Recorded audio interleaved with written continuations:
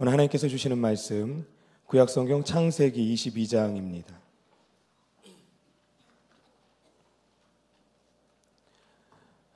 구약성경 창세기 22장 1절에서 14절까지의 말씀입니다. 우리 한 절씩 교독하겠습니다. 그 일 후에 하나님이 아브라함을 시험하시려고 그를 부르시되 아브라함아 하시니 그가 이르되 내가 여기 있나이다.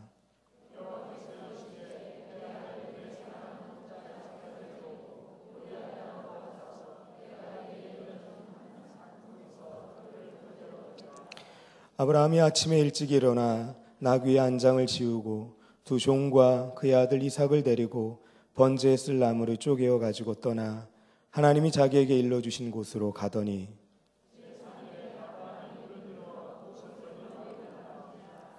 이에 아브라함이 종들에게 이르되 너희는 나귀와 함께 여기서 기다리라. 내가 아이와 함께 저기 가서 예배하고 우리가 너희에게로 돌아오리라 하고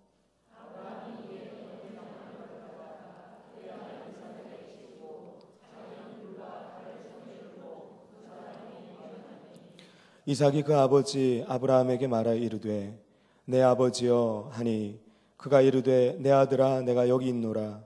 이삭이 이르되 불과 나무는 있거니와 번제할 어린 양은 어디 있나이까.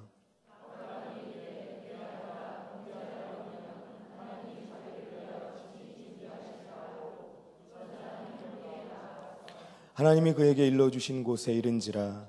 이에 아브라함이 그곳에 제단을 쌓고 나무를 버려놓고 그의 아들 이삭을 결박하여 제단 나무 위에 놓고 여호와의 사자가 하늘에서부터 그를 불러 이르시되 아브라함아 아브라함아 하시는지라. 아브라함이 이르되 내가 여기 있나이다 하매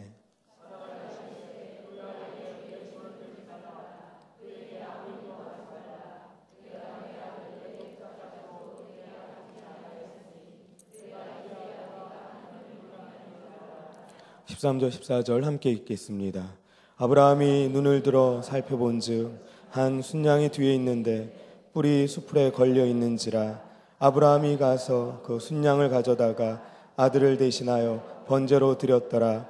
아브라함이 그 땅 이름을 여호와 이레라 하였으므로 오늘날까지 사람들이 이르기를 여호와의 산에서 준비되리라 하더라. 아멘. 우리 한번 같이 인사하겠습니다. 가장 밝은 얼굴로 옆에 분을 바라보시면서 사랑합니다, 축복합니다. 웃지 않으면 무서운 거 아시죠? 우리 한 번 더 손 잡아주시면서 주님 안에서 잘 되시기 바랍니다.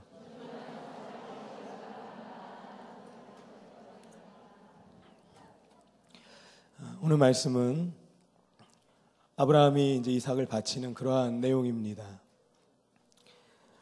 저는 이 내용을 볼 때 저희 어머니의 기도가 떠오릅니다. 제가 좀 늦은 나이에 신학을 하게 됐거든요. 그래서 아버지는 반대를 안 하셨습니다. 근데 어머니가 반대를 하시는 거예요. 어머니가 반대하실 줄은 몰랐거든요. 근데 아버지가 목회를 하시면서 이제 자녀들에게는 그렇게 힘든 내색을 잘 안 하셨습니다. 그래서 저는 목회에 대한 무슨 상처가 있는 것도 아니고 그저 아버지 존경하고 그러니까 참 좋겠다 그런 생각이 들었는데 이제 그 목회자인 남편을 옆에서 함께 했던 어머니에게는 이 목회의 길이 얼마나 힘든지를 다 보셨던 거죠. 그래서 큰아들은 그런 고생을 안 했으면 좋겠다 하는 마음이 있으셨던 것 같습니다.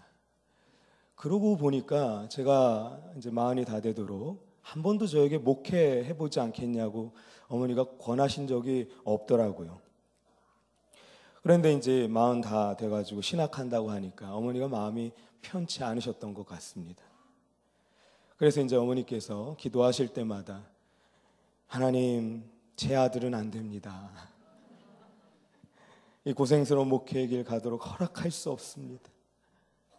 제 아들은 절대 안 됩니다. 너무 걱정이 됩니다. 막 이렇게 하나님이랑 줄다리기 기도를 막 하게 되는 거죠. 혹시 여러분들 가운데 하나님과 줄다리기 기도 지금 하고 계신 분 계시다면 저녁에 여러분들 고집을 꺾으시기를 축복합니다. 하나님 이겨서 뭐 좋을 게 있겠습니까? 계속적으로 하나님과 씨름을 하던 우리 어머니에게 하나님의 이러한 울림이 있었다고 합니다. 내 아들 안 됩니다. 내 아들 안 됩니다. 자꾸 그러니까 하나님이 듣다 사랑하는 딸아, 사랑하는 딸아, 그 아들이 언제 네 아들인 적이 있었더냐? 그 아들은 워낙에 내 아들이다. 내가 책임질 테니까 걱정하지 말아라. 네가 나에게 맡겨야 내가 책임질 수 있지 않겠느냐? 너에게 그 아들이 이삭인 것 같구나. 나에게 맡겨라. 그래서 그 음성을 듣고는 어머니가 저를 이렇게 좀 놓을 수 있었다고 그러더라고요. 덕분에 이렇게 좋은 교회에서 사역할 수 있으니 얼마나 감사합니까? 할렐루야, 아멘. 여러분들 잘 알고 있는 대로 이 아브라함이 아들 이삭을 하나님께 바치는 내용인데요. 어느 날 하나님께서 아브라함에게 나타나셔서 너의 아들을 나에게 번제로 바쳐라. 그 아들이 어떠한 아들입니까? 100세에 얻은 아들 아닙니까? 아브라함이 즉각 하나님의 말씀에 순종해서 그 다음날 아침 일찍 아들을 데리고 두 종과 함께 하나님이 명하신 모리아 땅으로 향하죠. 그리고는 3일이 걸려서 도착한 그 산에서 드디어 아들을 번제로 죽이려고 할 때 하나님이 아브라함을 급하게 말리시면서 하나님을 경외하는 아브라함을 칭찬하시고 그리고 이삭 대신에 순양을 번제로 드리게 했다. 그것이 오늘 말씀의 내용입니다. 성경에 보면 아브라함의 별칭들이 나오죠.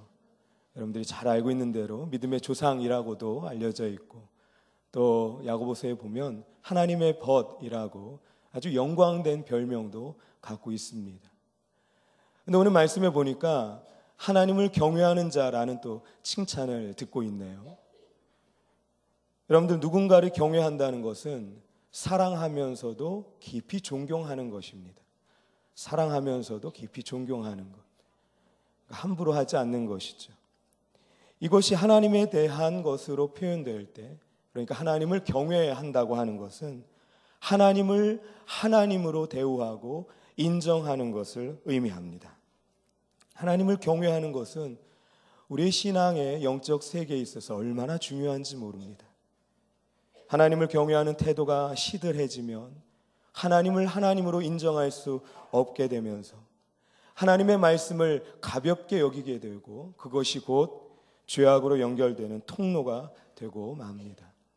그래서 사단은 아담 이래로 자꾸만 이 인간으로 하여금 하나님을 경외하지 못하도록 방해하고 회방하는 것입니다. 에덴 동산에서 뱀에게 들어간 사단이 아담과 하와로 하여금 하나님의 말씀을 무시하고 우습게 여기도록 유혹하는 것이 바로 하나님 경외하기를 방해하는 사단의 계략인 것입니다. 아마도 세상 사람들은 하나님을 경외하지 않는 것 그렇게 큰 죄라고 생각하지 않을 것입니다.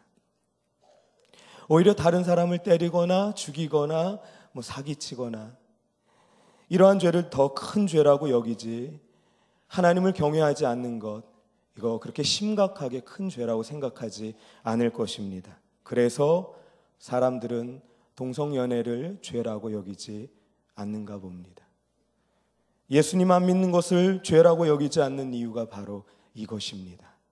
하나님을 경외하지 않고 하나님을 하나님으로 인정하지 않을 때 인간은 죄에 대해 경각심을 가질 수 없게 되며 죄에 대한 분별력을 상실하고 마는 것입니다. 여러분 성경에 보면 인류 최초의 죄악이 무슨 죄인지 아십니까? 살인죄 아닙니다. 폭행죄 아닙니다. 인류 최초의 죄악은 하나님의 말씀을 어긴 죄입니다. 곧 하나님을 경외하지 않는 죄이지요. 하나님께서는 우리 생각 이상으로 하나님을 경외하지 않는 죄를 엄중하게 다스리십니다. 인류의 모든 죄의 근본은 하나님을 경외하지 않는 태도에서 비롯됐다고 볼 수 있기 때문에 하나님께서는 하나님의 사람들이 철저하게 하나님을 경외하기를 원하십니다. 그것은 하나님이 이기적인 분이어서가 아니에요. 애초에 인간은 하나님을 경외할 때에 비로소 행복해지고 만족함을 느낀다는 것을 하나님께서 아시기 때문에, 우리가 그렇게 창조되었기 때문입니다. 오늘 특별히 아브라함이 칭찬 들었던 이 하나님을 경외하는 삶에 대해 몇 가지 특징을 살펴보고자 하는데요. 자, 우리 함께 1, 2절 읽어보겠습니다. 1절과 2절 시작. 그 일 후에 하나님이 아브라함을 시험하시려고 그를 부르시되 아브라함아 하시니 그가 이르되 내가 여기 있나이다. 여호와께서 이르시되 내 아들 내 사랑하는 독자 이삭을 데리고 모리아 땅으로 가서 내가 내게 일러준 한 산 거기서 그를 번제로 드리라. 아멘. 지금 하나님께서는 아브라함에게 아주 야속한 그런 명령을 내리고 계십니다. 이것은 누가 봐도 아브라함이 서운하겠다 싶은 명령이 아닐 수 없습니다. 그 명령은 다름 아닌 그가 백세에 얻은 아들, 눈에 넣어도 아프지 않은 그 아들 이삭을 번제로 하나님께 바치라는 명령입니다. 아브라함이 하나님의 이 명령을 듣고는 얼마나 황당했을까요? 아브라함이 이 명령을 받고 하나님에 대해 삐친다 할지라도 나 같아도 그러겠다 싶은 그 아브라함을 이해하는 그런 마음이 들지 않겠습니까? 하나님이 아브라함을 처음 부르신 것은 그의 나이 75세 때입니다. 그의 고향과 친척을 떠나도록 하셨죠. 그리고는 그의 자손을 하늘의 별보다 그리고 땅의 모래보다도 더 많게 해주겠다고 약속하셨습니다. 그리고 모든 민족의 아버지라는 뜻의 아브라함으로 이름을 바꿔주셨고요. 그 아내를 모든 민족의 어머니라는 뜻의 사라로 바꿔주셨습니다. 그런데 실제로 이 아브라함에게 약속의 자녀가 태어난 것은 그의 나이 100세 때입니다. 약속을 받은 때부터 실제로 약속이 이루어지는 이 25년 동안 아브라함은 무수한 삶의 역경과 고비를 지나며 하나님으로부터 다듬어지고 또 훈련받고 있는 것입니다. 하나님이 약속하신 그 자녀가 태어날 기미가 안 보이자 아브라함은 하나님의 말씀을 자기 편의대로 해석해서 그의 나이 86세 때 여종 하가를 통해 이스마엘을 얻는 그러한 실수를 저지르기도 했습니다.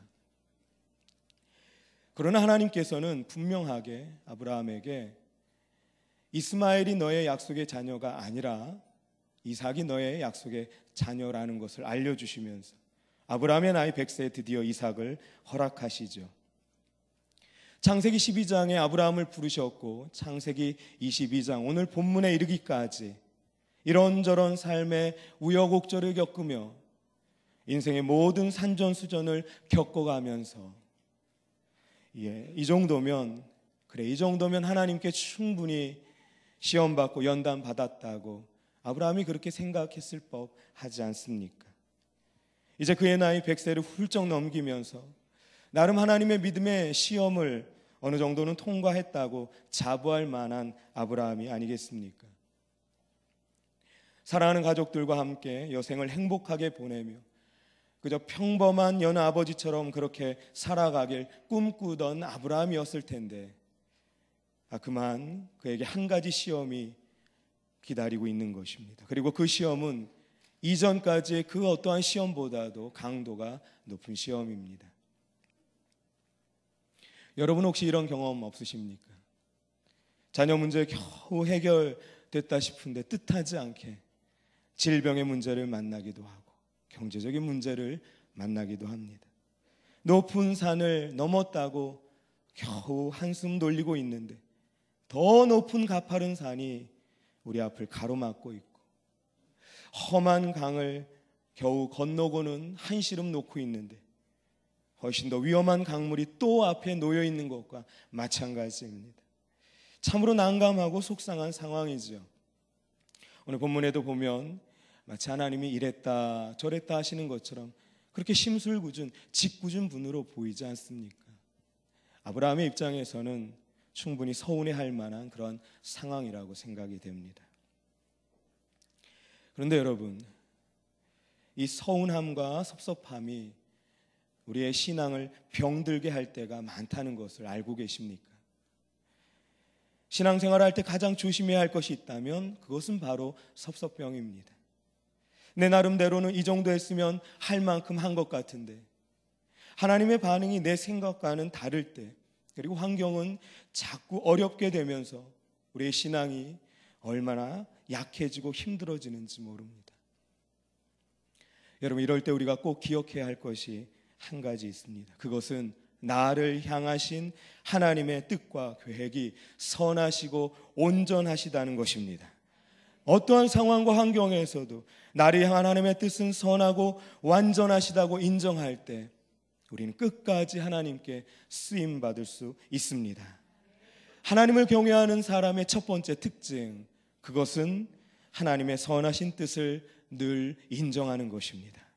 하나님의 선하신 뜻을 늘 인정하는 자는 하나님을 경외하는 자입니다.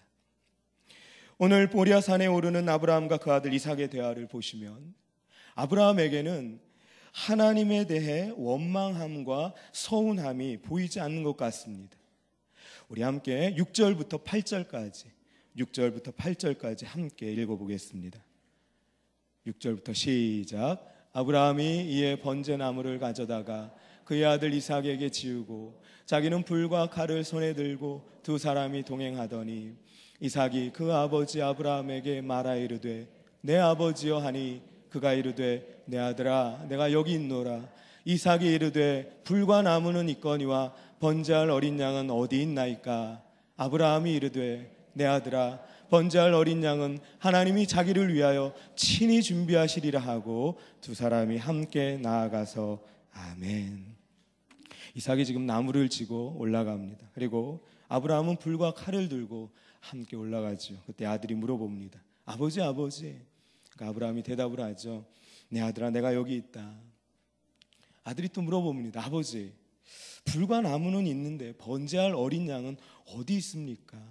그랬더니 그 아버지 아브라함이 그 번제할 어린 양은 바로 너다 라고 하지 않으시고, 그랬으면 도망갔을 거예요. 뭘 그런 걸 물어보냐고 짜증낸 것도 아니라 아주 지혜롭게 대답을 합니다. 번제할 어린 양은 하나님이 친히 준비할 것이라는 대답 말입니다. 잠언 말씀에 보면 여호와를 경외하는 것이 지식의 근본이라고 나와 있는데 하나님을 경외하는 이 아브라함이 참으로 지혜롭게 대답을 하면서 지금 그 아들에게 하나님은 좋으신 분이라는 것을 알려주고 있는 것입니다.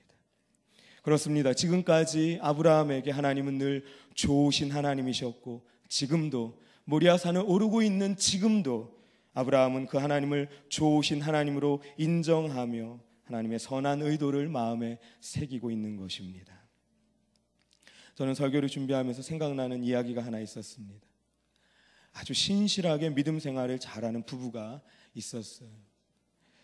교회에서 참으로 성실하게 신앙생활하면서 많은 사람들의 칭찬을 듣는 그러한 부부였습니다.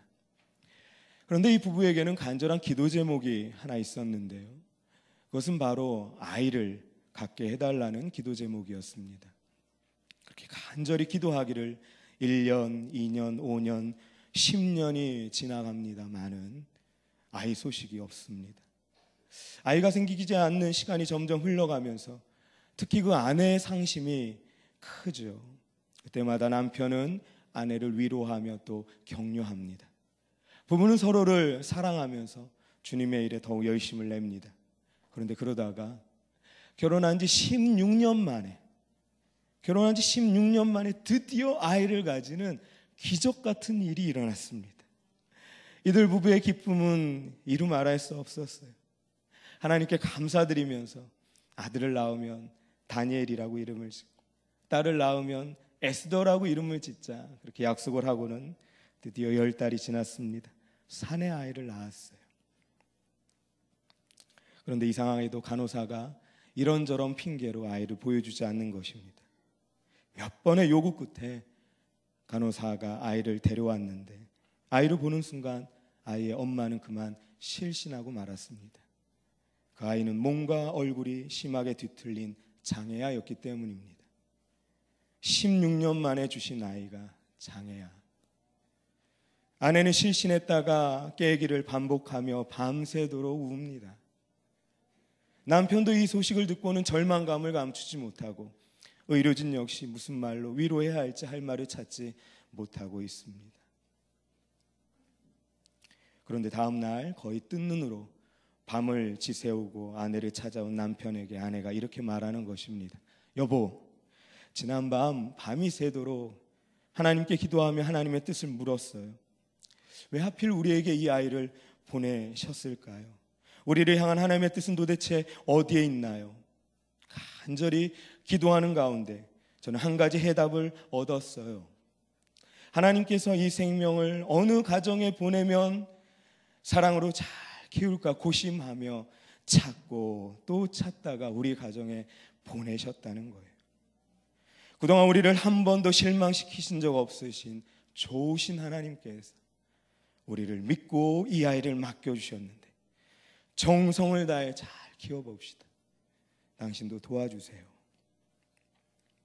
결국 그 아이는 하나님을 경외하며 선하신 하나님의 뜻을 신뢰하는 그 부모의 사랑과 기도로 그 어느 가정의 자녀 못지않게 잘 양육되어졌고 훗날 하나님께 영광 돌리는 삶을 살아가게 되었다고 합니다.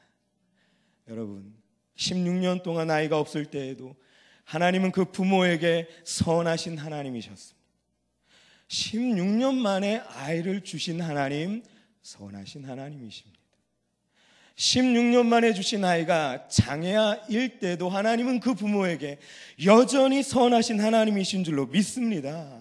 하나님을 경외하는 자에게는 늘 하나님은 좋으신 분이 되기 때문입니다. 아브라함도 마찬가지입니다. 아브라함을 75세 때 부르신 하나님, 좋으신 하나님, 선하신 하나님입니다. 100세 때 이삭을 주시기까지 마치 침묵하신 것처럼 보였지만 그 하나님 역시 선하신 하나님, 100세 때 이삭을 주신 하나님, 좋으신 하나님, 지금 그 이삭을 바치라고 하시는 하나님, 마찬가지로 선하신 하나님이신 줄로 믿습니다. 하나님의 백성을 향해 좋은 의도, 선한 계획만 갖고 계신 하나님을 경외함으로 승리하신 여러분들 되시기를 축복합니다. 여러분들에게 아직 풀리지 않은 문제가 있습니까? 기도 많이 했는데 아직도 여전히 여러분의 발목을 붙들고 있는 그 어떠한 문제가 있습니까? 그 문제를 향해 하나님의 선하심을 선포하시기 바랍니다. 여러분의 자녀들에게 어떠한 문제가 있습니까? 많이 기도했지만 아직도 풀리지 않습니까? 우리가 해야 할 것은 하나님의 선하심을 우리의 자녀들에게 선포하는 것입니다. 여러분의 가정의 일터에 여러분의 인생을 향한 하나님의 놀랍도록 선하신 계획, 신실하신 하나님을 선포하심으로 승리하신 여러분들 되시기를 축복합니다. 하나님을 경외하는 사람의 두 번째 특징은 하나님의 말씀에 대한 순전한 믿음입니다. 하나님의 말씀에 대한 순전한 믿음을 갖고 있는 자는 하나님을 경외하는 자입니다. 우리 5절을 한번 같이 읽어볼까요? 5절입니다. 5절 시작. 이에 아브라함이 종들에게 이르되 너희는 나귀와 함께 여기서 기다리라. 내가 아이와 함께 저기 가서 예배하고 우리가 너희에게로 돌아오리라 하고 아멘. 이 말씀을 통해서 아브라함에게 있었던 믿음을 우리가 한번 살펴봐야 되겠습니다. 보십시오. 처음에 아브라함이 길을 떠날 때는 아들과 두 종을 데리고 떠났는데 지금 모리아산 밑에서는 그 두 종을 남겨놓고 아들만 데리고 올라가는 것입니다. 그러면서 종들에게 하는 말이 내가 가서 예배하고 우리가 너희에게로 돌아오리라. 우리가 너희에게로 돌아오리라 라고 말합니다. 이것을 듣는 종들은 아무 감각이 없었을 거예요. 그러나 이 말씀을 대하고 있는 저와 여러분에게는 이 구절은 그야말로 의미심장하다 할 수 있겠습니다. 왜냐하면 지금 아브라함은 이삭을 데리고 그를 번제로 바치려고 산에 오르고 있지 않습니까? 이제 이삭은 죽게 되는 것입니다. 이삭이 죽게 되면 아브라함 혼자서 되돌아올 수밖에 없을 텐데 왜 아브라함은 종들에게 우리가 다시 돌아오겠다고 얘기하고 있는 것일까요? 그렇습니다, 여러분. 아브라함은, 하나님을 경외하는 그 아브라함은 하나님의 말씀에 대한 순진무구한 믿음이 있었던 것입니다. 이삭을 통해서 하나님께서 이루시겠다 한 그 언약의 약속의 말씀을 믿는 순전한 믿음 말입니다. 이 창세기의 사건을 믿음으로 재해석한 히브리서 11장의 말씀 제가 한번 읽어보겠습니다. 아브라함은 시험을 받을 때에 믿음으로 이삭을 드렸으니 그는 약속들을 받은 자로 돼 그 외아들을 드렸느니라. 그에게 이미 말씀하시기를 내 자손이라 칭할 자는 이삭으로 말미암으리라 하셨으니 그가 하나님이 능히 이삭을 죽은 자 가운데서 다시 살리실 줄로 생각한지라. 비유컨대 그를 죽은 자 가운데서 도로 받은 것이니라. 아멘. 하나님은 아브라함에게 약속의 자녀로 이삭을 허락하셨습니다. 아브라함이 여종 하갈을 통해 이스마엘이라는 자녀를 얻어도 괜찮지 않은가 했지만 하나님은 분명히 아브라함에게 약속의 자녀는 이삭이라고 알려주셨습니다. 그리고 아브라함을 향한 하나님의 계획은 이삭으로 끝나는 것이 아니라 이삭을 통해서 수많은 하나님의 민족이 일어나게 될 것을 약속해 주셨어요. 이것은 바로 하나님의 구속사이며 믿음의 가문을 일으키겠다는 약속입니다. 아브라함은 지금 이 하나님의 약속을 마음에 품었습니다. 믿음으로 품었습니다. 하나님의 약속의 자녀인 이 이삭을 통해 이루실 일이 있다고 하셨는데 그렇다면 절대로 이삭이 죽는 것으로 끝나지는 않을 것이다라는 믿음. 서로 이삭이 죽는다 할지라도 전능하신 하나님께서 없는 것을 있는 것처럼 부르시는 하나님께서 다시 이삭을 살리실 것이라고 생각하고 그래서 종들에게 우리가 다시 돌아오겠다는 믿음의 고백을 하고 있는 것이죠. 그것은 아브라함이 하나님의 약속의 말씀을 믿는 믿음의 사람이었기 때문입니다. 사랑하는 여러분, 지금 아브라함에게 중요한 것은 이삭을 번제로 바치라는 그 명령이 객관적인 타당성이 상식적인 타당성이 있느냐 없느냐가 중요한 것이 아닙니다. 아브라함에게 지금 중요한 것은 이삭을 바치라고 명령한 분이 누구냐는 것이죠. 그러한 약속을 하신 분이 누구냐는 것입니다. 누가 아브라함에게 명령하셨습니까? 그분은 하늘과 땅과 그 가운데 모든 것을 만드신 창조주 하나님이십니다. 지금도 인생의 생사화복을 주관하시는 전능하신 하나님이십니다. 신실하신 하나님, 선하신 하나님, 그분이 아브라함에게 명령하신 것이죠. 내가 그 명령을 들을 때에 유익이 있을지 손해가 있을지 계산기 튕겨가면서 고민하는 것이 아니라 나에게 지금 말씀하시는 분이 누구인지를 명확하게 알고 그분의 말씀에 대한 전적인 믿음과 신뢰를 쌓아가시는 저와 여러분들 되시기를 축복합니다. 아멘. 하나님을 경외하는 삶의 세 번째 특징은 바로 예배입니다. 예배드리는 자는 하나님을 경외하는 자입니다. 방금 5절 말씀을 읽었는데 우리 한 번만 더 5절 말씀 함께 읽어보겠습니다. 5절입니다. 시작. 이에 아브라함이 종들에게 이르되 너희는 나귀와 함께 여기서 기다리라. 내가 아이와 함께 저기 가서 예배하고 우리가 너희에게로 돌아오리라 하고. 아멘. 5절 말씀에 의하면 아브라함은 산 밑에서 두 종을 기다리게 하면서 예배 드리러 간다고 표현하고 있습니다. 여러분, 지금 우리가 보고 있는 이 개역 개정판 성경에는요, 예배라는 단어가 바로 여기서 처음 등장합니다. 예배라는 단어가 말이죠. 우리가 예전에 봤던 개역 한글판 성경에서는 이 예배라는 단어가 경배라고 표현이 됐었는데 마찬가지로 그 경배라는 단어가 성경에 처음 나타난 곳이 바로 창세기 22장 아브라함이 이삭을 번제로 드리는 여기를 예배요 경배라고 표현했습니다. 물론 창세기 22장 이전에도 제단을 쌓거나 제사를 드리는 장면이 있기는 했지요. 아담과 하와의 아들 가인과 아벨이 제사를 드렸다는 내용도 있고요. 홍수 후에 노아가 여호와 앞에서 제단을 쌓고 번제를 드렸다는 구절도 있습니다. 그러나 우리말 성경에서 이 예배라는 단어가 처음 등장한 곳이, 구체적으로 예배라는 단어가 처음 등장한 곳이 바로 이곳이라는 것은 성경을 기록한 성령님의 특별한 간섭하심이 있다고 생각합니다. 여러분, 지금 아브라함은 자신의 아들을 번제로 바치려고 하고 있습니다. 그것은 이전에 가축 같은 것으로 제사를 드리던 것과는 완전히 차원이 다른 것입니다. 아무리 귀한 가축이라 할지라도 그것이 자식은 아니지 않습니까? 아브라함은 지금 생명과도 같은 자신의 아들 이삭을 번제로 바치는 것을 예배라고 받아들이고 인식하고 있다는 것에 우리는 주의를 기울여야 합니다.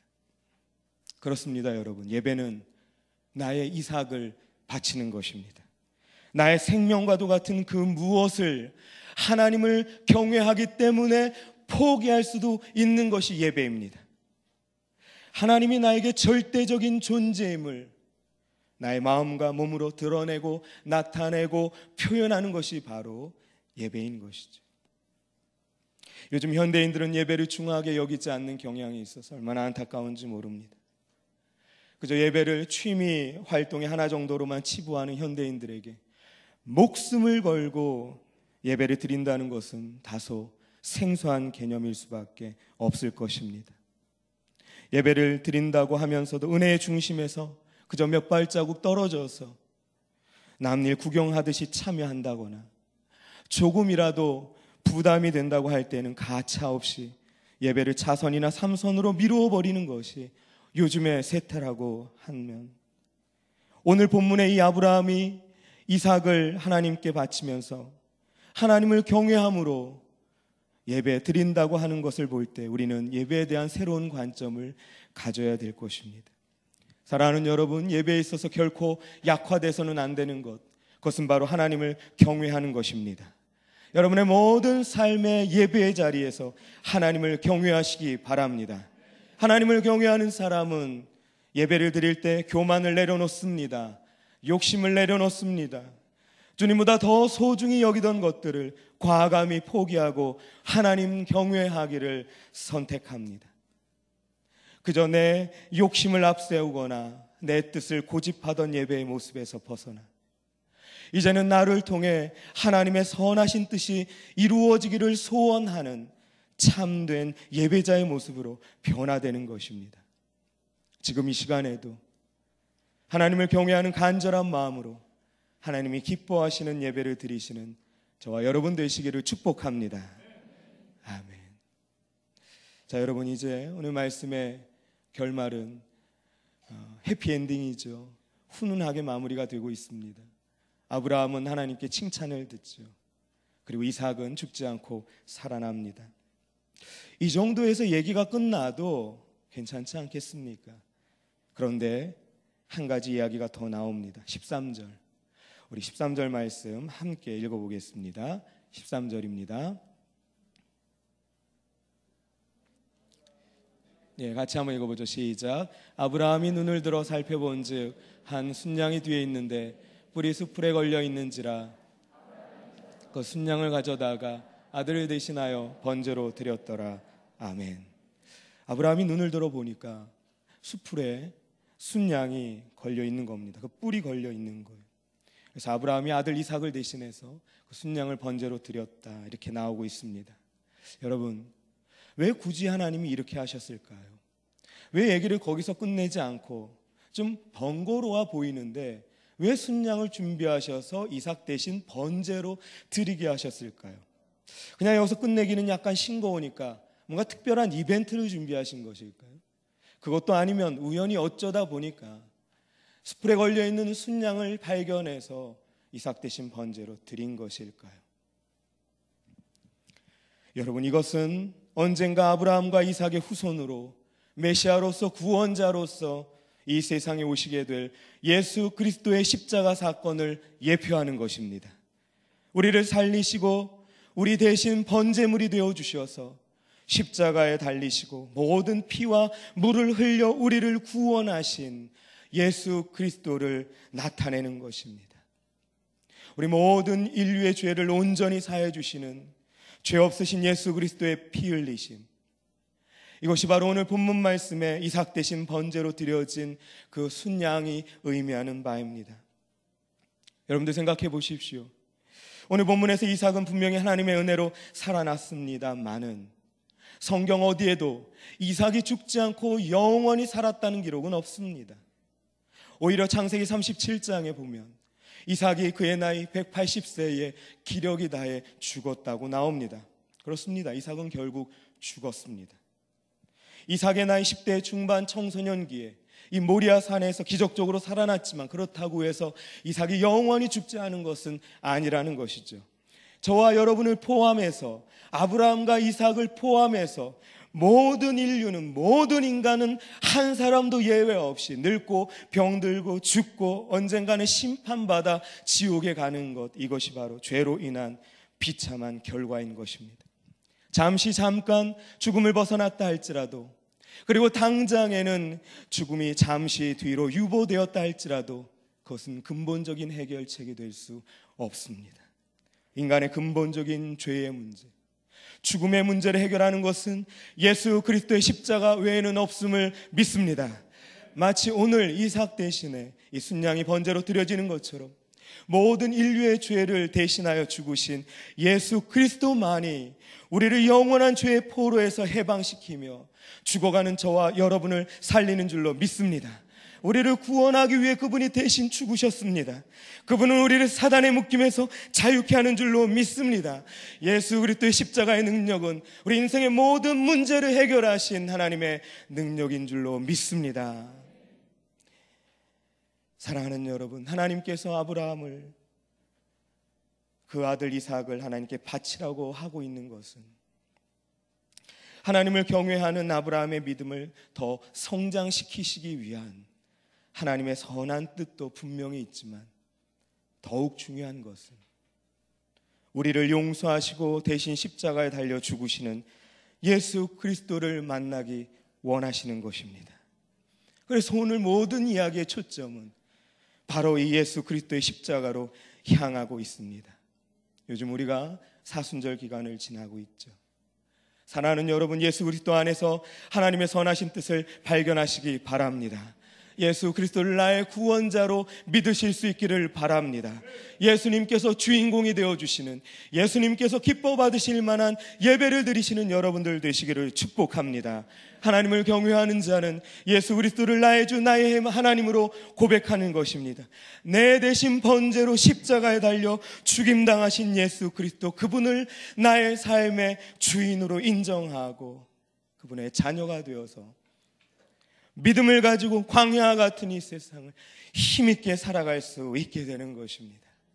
하나님을 경외하며 하나님의 선하신 뜻을 믿음으로 바라보며 늘 예배에 성공함으로 승리하는 귀한 하나님의 백성들 다 되시기를 축복합니다. 아멘. 기도하겠습니다. 아버지 하나님 감사합니다. 오늘 귀한 말씀을 통해서 은혜를 허락하여 주시고 깨닫게 하여 주시니 감사합니다. 하나님을 경외하는 하나님의 백성들 되게 하여 주시옵소서. 하나님을 경외함으로 주의 선하신 뜻을 늘 인정하게 하여 주시옵소서.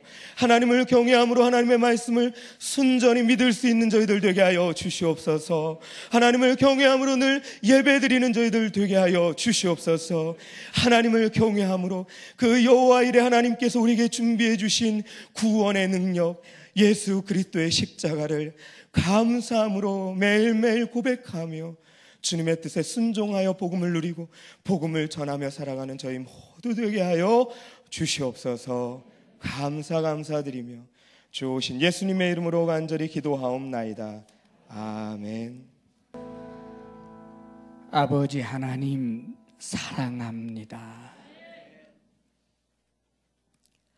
참으로 하나님께서는 우리를 사랑하사 독생자를 주시기까지 하신 큰 사랑인데, 오 하나님, 우리가 하나님을 사랑한다 하지만 너무나 적게 사랑하고, 하나님 경외한다 하지만 하나님 선하심과 하나님의 말씀을 순전히 믿지 못하고 원망과 불평을 앞세웠던 것을 용서하여 주옵소서. 이제 주의 말씀을 따라 하나님의 선하심을 온전히 믿고 어떤 환경 가운데서도 어린아이처럼 하나님의 약속의 말씀을 믿으며 주님께 사랑으로 응답하는 예배의 삶이 되게 하여 주옵소서. 하나님께서 주신 은혜를 생각하면 우리의 생명조차 드린다 한들 부족할 텐데, 아버지여, 하나님께서 우리 일터에 은혜를 베푸사 땀의 열매를 얻게 하신 중에 그 가운데 우리가 거룩하게 구별하여 하나님 앞에 올려드립니다. 아버지 하나님, 주의 사랑하는 주의 백성들이 주님을 사랑함으로 힘을 다하여 드리고 빈궁한 가운데서도 드리며 자신의 모든 변변치 아니함을 우리 주 보혈로 온 마음과 몸을 적시며 주님 앞에 올려드리오니 비록 작은 것이지만 기뻐 받아 주시옵소서. 누가 있어 하나님께 드리며 하나님이 없는 자처럼 받으시겠습니까마는 우리가 주의 자녀인 고로 자녀된 우리가 드리는 이것을 아버지여 기뻐하며 받아주시기를 원합니다. 사랑하는 주의 백성들이 오직 하나님께로만 받기로 결심하게 하시며 수고의 땀을 흘린 분복을 누릴 줄 알게 하시되, 아버지여, 불로소득 일확천금 꿈꾸지 않게 하시며 불의의 재물에 마음 두지 않게 하여 주옵소서.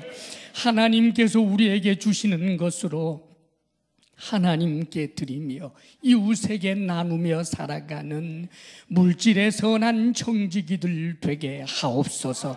우리 성도들에게 건강의 복을 주옵소서. 마음의 평강을 주옵소서. 부부사랑 돈독하게 하옵소서. 우리들의 자녀가 우리들보다 더욱더 하나님을 사랑하고 더 큰 믿음으로 예배하는 이들 되게 해 주옵소서. 이제는 우리 주 예수 그리스도의 크신 은혜와 하나님 아버지의 한없는 사랑과 성령의 교통하심과 충만케 하심이 하나님의 선하심을 믿습니다. 예배자로 살겠습니다. 결단하며 나아가는 사랑하는 모든 성도들 위해 이제로부터 영원토록 함께 하시기를 간절히 축원하옵나이다. 아멘.